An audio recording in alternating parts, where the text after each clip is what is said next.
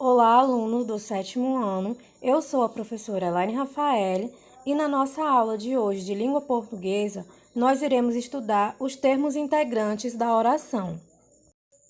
Os termos integrantes da oração integram as orações trazendo novas informações para os termos essenciais, ou seja, complemento nominal, complementos verbais, objeto direto, indireto e agente da passiva, assim como no exemplo aqui ao lado.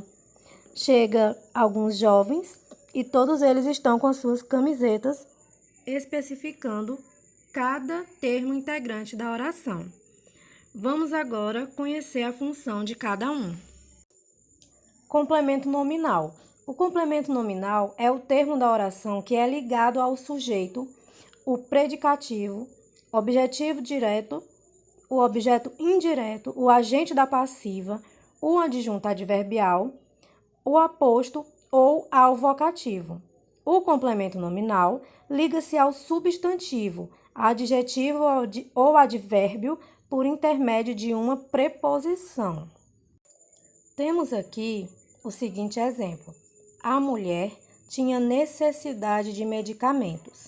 Nome, substantivo. Necessidade. Complemento nominal de medicamentos. Ou seja, a mulher tinha necessidade, mas de quê? De medicamentos. Esse de medicamentos é um complemento a mais para dar sentido à frase. Exemplo 2. Esta conduta é prejudicial à saúde. Nome, adjetivo, que é prejudicial, ou seja, uma característica. Complemento nominal, à saúde. De novo, esta conduta é o quê? Prejudicial. A quem? À saúde. À saúde, complemento. Exemplo 3. Decidiu favoravelmente ao acusado. Nome, advérbio. Favoravelmente, advérbio de modo. Complemento nominal ao acusado. Veja bem, decidiu favoravelmente. A quem? A quê? Ao acusado. Ao acusado é o complemento nominal. O núcleo do complemento nominal, em geral, é representado por um substantivo ou alguma palavra com o mesmo valor de um substantivo. O pronome oblíquo também pode representar um complemento nominal, deixando a preposição implícita no pronome. Exemplo: andar a pé lhe era agradável. Era agradável a ele.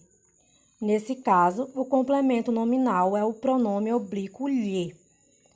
Quando houver um período composto, a função do complemento nominal pode agir na oração com o valor do substantivo.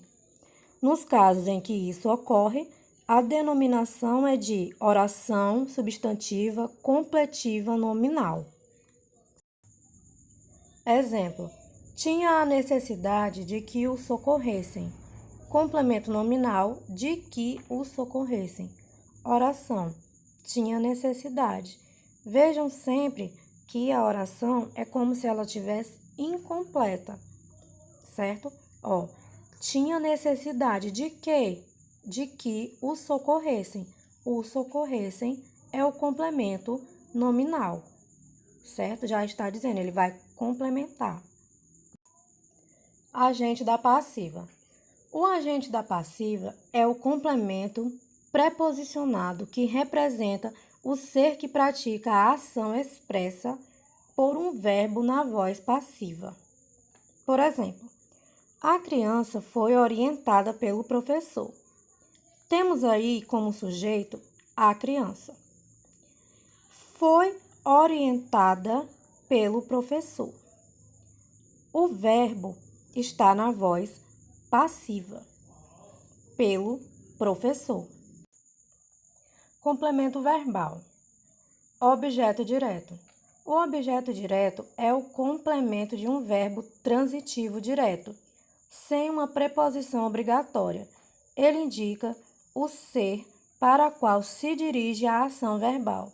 Ele pode ser representado por um substantivo, um pronome, um numeral ou uma palavra e ou expressão substantivada ou oração substantiva. Outro exemplo. Algumas pessoas tomam vinho. Sujeito: algumas pessoas. Verbo: transitivo direto. Tomam. Objeto direto: vinho. Algumas pessoas. Aí você vai fazer a pergunta: o quê? O que tem algumas pessoas? Verbo: elas tomam. Esse verbo, ele é transitivo direto. Mas tomam o quê? Ele é transitivo direto porque ele ainda vai precisar de um complemento.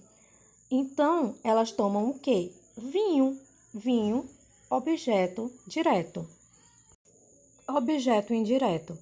O objeto indireto complementa a significação de um verbo e vem sempre acompanhado de preposição, ao contrário do direto, que não é obrigado vir acompanhado de preposição.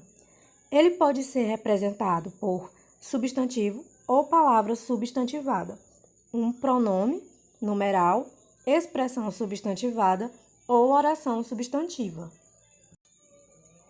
Exemplo: Amélia acredita em discos voadores. Sujeito: Amélia, verbo transitivo direto, discos voadores. Então, pessoal, essa foi a nossa aula. Espero que vocês tenham entendido o conteúdo e até a próxima.